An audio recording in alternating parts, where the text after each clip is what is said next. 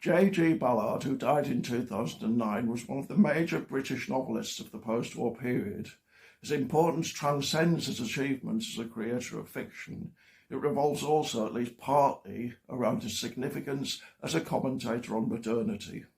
He was born in Shanghai in 1930. When Pearl Harbor was bombed in 1941, he and his family were interned in a Japanese prisoner of war camp.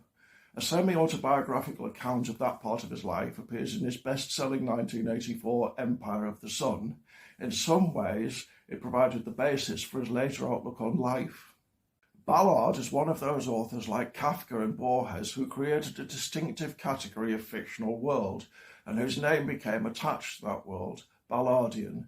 It's an everyday urban landscape of high-rise blocks, anonymous motorways, and middle-class facades.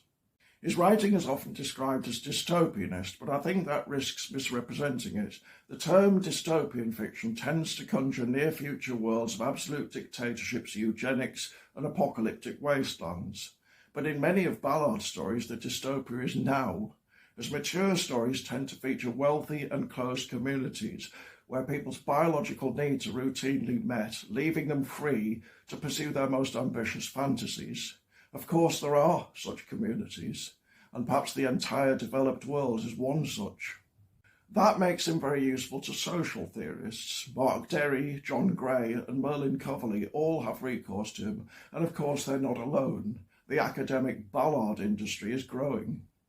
In many ways, his writings can be read as illustrations of what the French theorist Jean Baudrillard called hyperreality.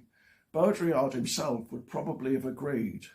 When Ballard's 1973 novel Crash first appeared, Baudrillard hailed it as the first great novel of the age of simulation, the age with which we will all, henceforth, be concerned. As if to return the compliment, in 1976 Ballard wrote, "The fictional elements in the world around us are multiplying to the point where it's almost impossible to distinguish between the real and the false. The terms no longer have any meaning." Ballard was strongly influenced by Sigmund Freud and the Surrealists. He thought humankind possessed dark, primal urges that society could tame but never eliminate. His postmodernism, if that's what it was, drew chiefly on Marshall McLuhan. Towards the end of his life, he read Robert Paxton's 2004 Anatomy of Fascism, and his last work showed increasing concern with avoiding a return to the dark days of the 1930s. His analysis of modernity centralised a phenomenon that he called the death of affect, our increasing inability to feel deeply due to our exposure to extreme spectacles on TV and in the media generally. In many ways, his most prominent successor is the French novelist Michel Houellebecq, but Houellebecq is less popular with the social theorists for reasons that have nothing to do with the quality of his writing. A very good place to start with Ballard is his 1988 novella, Running Wild.